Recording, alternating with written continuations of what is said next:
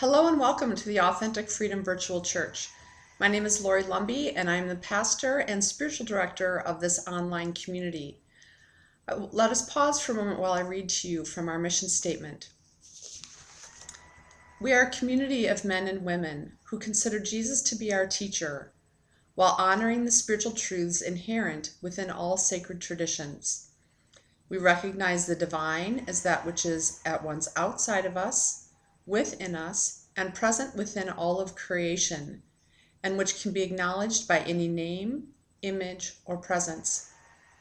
We believe in the inherent potential of all human beings to become self-actualized and acknowledge the spiritual journey as a formative tool in that endeavor. We believe in the law of love and seek to know more fully the love of the divine that dwells within us and which seeks to be known in the world through us in service to the betterment of the world. Let us pause for a moment in silence as we allow our minds and hearts to be open to receiving God's nourishment for us today.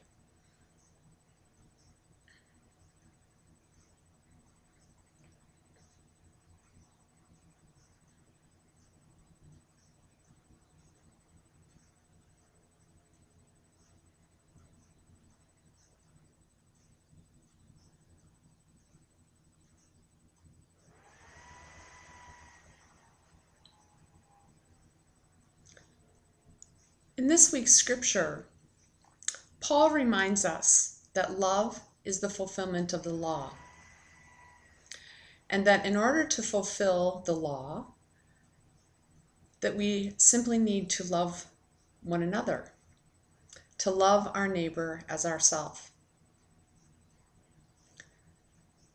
There is, however, a challenge to this invitation that Paul offers to us in this week's scripture. The challenge is that in order to love our neighbor as ourselves, we first have to love ourselves. And this means much more than just thinking about loving ourselves. In order to truly love ourselves, we have to understand and know our true and authentic nature. If we believe that God is love, and if we believe that we are created in the image and likeness of God, then we must believe that we too are love. If we believe and understand that we are love, then we also come to understand that we are not who we have thought ourselves to be. If we are love, we are not our fears. If we are love, we are not our physical bodies, or the illnesses or aches and pains, or the size or the shape of our physical body. If we are love, we are not our jobs. We are not the tasks that we undertake in the world. We are not our thoughts. If we are love, then that is our original nature, and that is who we are.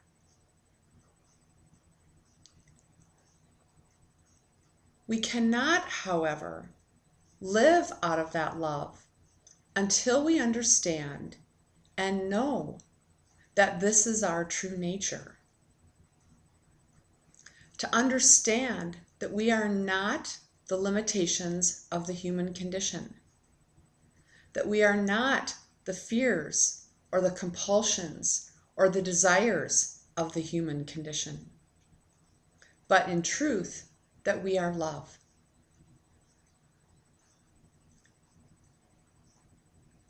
Simply entertaining this idea opens up a lot of questions and things for us to consider. If we are truly love, and that's our original nature and who God made us to be, then what does that mean for the ways in which we operate in the world? If we truly are love, then we are not driven by the fears or the addictions or the compulsions of the human condition. If we are love, we do not manifest through doing or striving or seeking after or beating under bushes or breaking down walls. If we are love, our needs are not met by taking from others.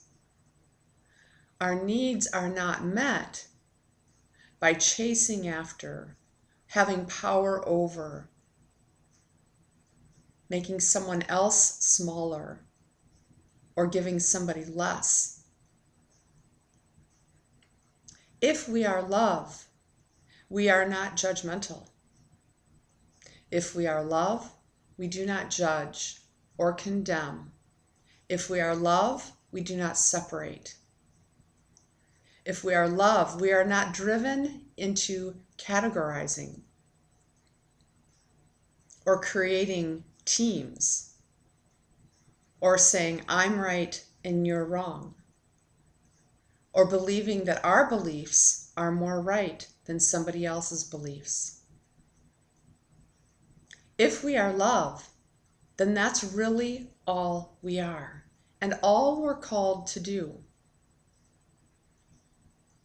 To know the love that we are and to be that love in the world is how God made us to be. We are not the fears and the limitations of the human condition. We are not the dualistic perspectives that tend to reign in the human condition. Instead, we are love. When we know that love as who we are, then that is how we live in the world. And when we know that love as who we are, and we live it in the world, then others are awakened to the knowledge of the love that they too are in the world. This is what Paul meant when he said that love is the fulfillment of the law. When we know the love that we are, we don't need the 10 Commandments. We don't need the Beatitudes. We don't need the Catechism or any other rules and regulations of how to manage or live our human experience. When we are love, then everything else falls into place. So my invitation for us this week is to entertain the idea that we really, truly are love. And to ask the question, what would love do? And if we can't embrace that love as who we are, then maybe the best way to learn that love is to fake it until we make it. And the best way to fake it is to ask in every minute, in every circumstance, in every situation in our lives, what would love do? What is the most loving act in this moment? When we know the love that we are, everything else falls into place.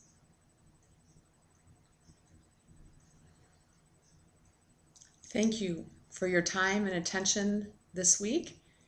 Thank you for giving yourself the gift of entertaining the idea of love as your true and original nature. And I'm excited to hear and to see how our lives are transformed when we know that we are loved.